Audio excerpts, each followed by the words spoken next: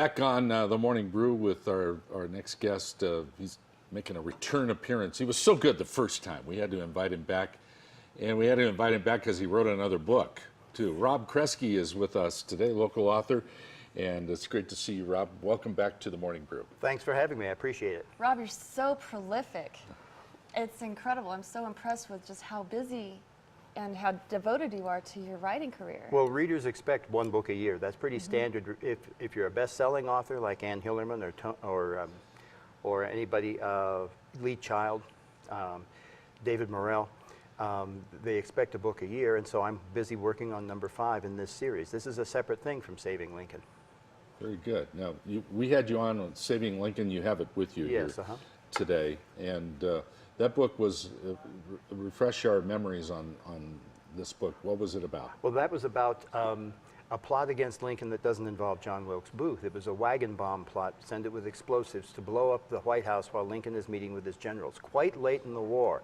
The South knows it's going to be defeated, so this is sort of a blow from the grave, that kind of thing. And it was fun to write, and since you mentioned it, it's been nominated for the Best Historical Mystery of the Year at BoucherCon, the world's largest mystery conference, to be held in Long Beach in November. Here, let's hold it out. And thank you, and I'm nominated with David Morrell of Santa Fe. So 2 New Mexico authors out of 5, and my publisher is the only small press publisher that had the book nominated.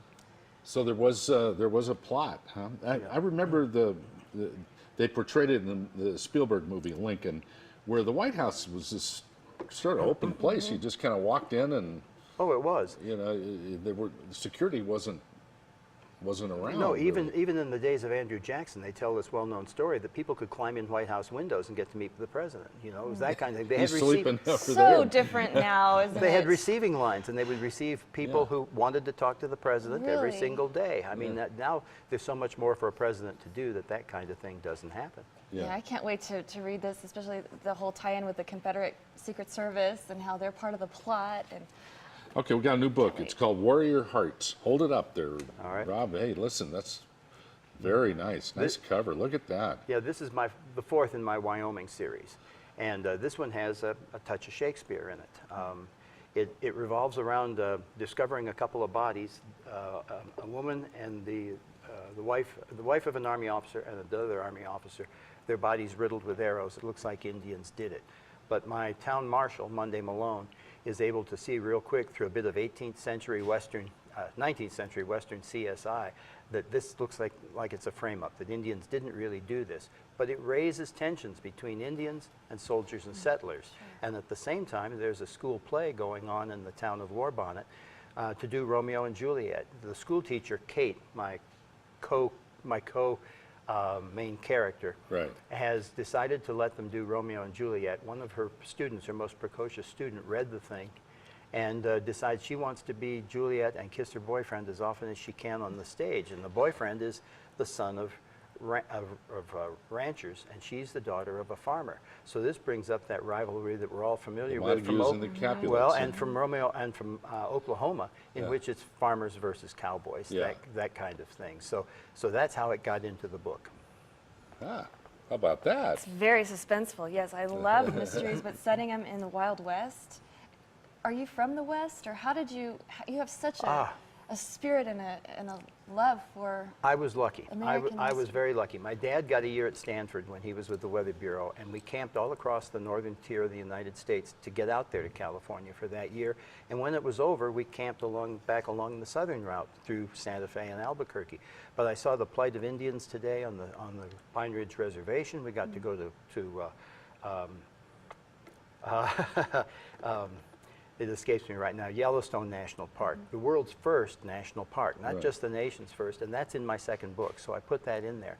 And I ended up writing about Wyoming because it was the first place in the world where women got the right to vote.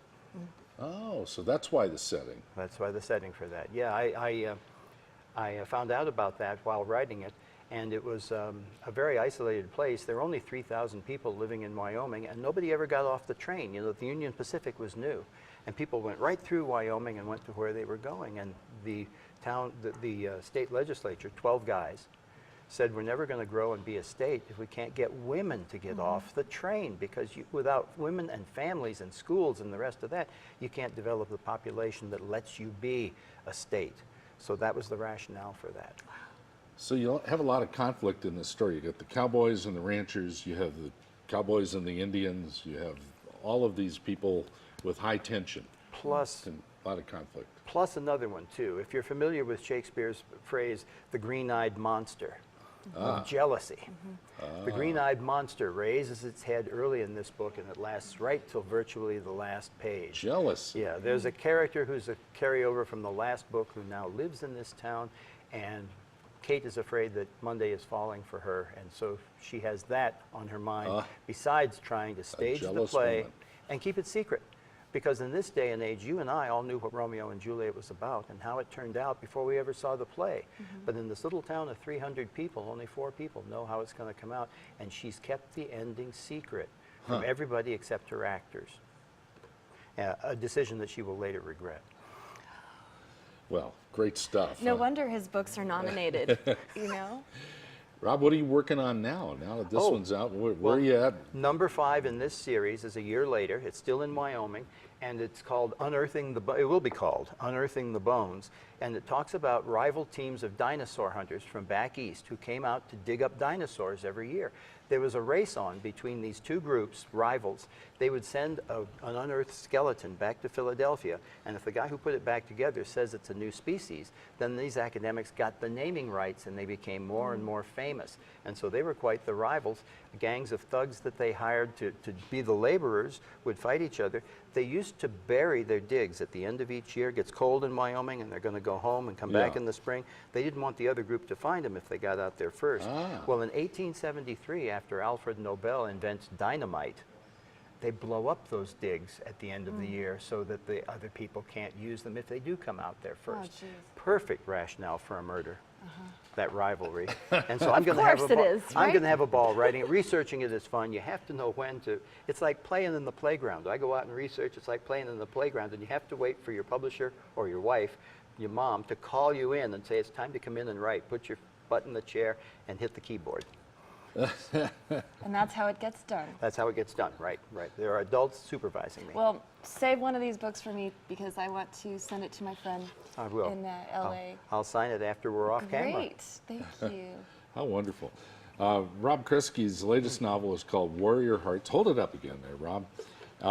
This is a novel, a historical mystery, and that woman on the cover there looks like she means business with that Winchester rifle. She in her- does. And on all my other covers, the two protagonists are on the cover together. Monday is not on this cover because he's not in this scene. They both have a lot of trouble at an Indian village. This is her trouble. Always fun to talk to you. It is. Thank you. And when you got another book ready, come see us. All right, I will. Thank you. Rob Kresge, everybody, author. The new book is called Warrior Hearts. We'll be back.